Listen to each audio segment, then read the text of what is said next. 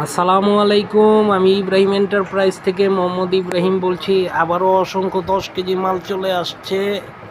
আপনাদের যাদের 10 কেজি মাল লাগবে অবশ্যই আমাকে কল করবেন। আমার যোগাযোগ নাম্বার 0176012965। সাথে কস্টেপও আছে। যাদের কস্টেপ লাগবে বিভিন্ন সাইজের বিভিন্ন দামের অবশ্যই কল করবেন। আপনাদের জন্য আবারও 10 কেজি মাল নিয়ে চলে আসছি।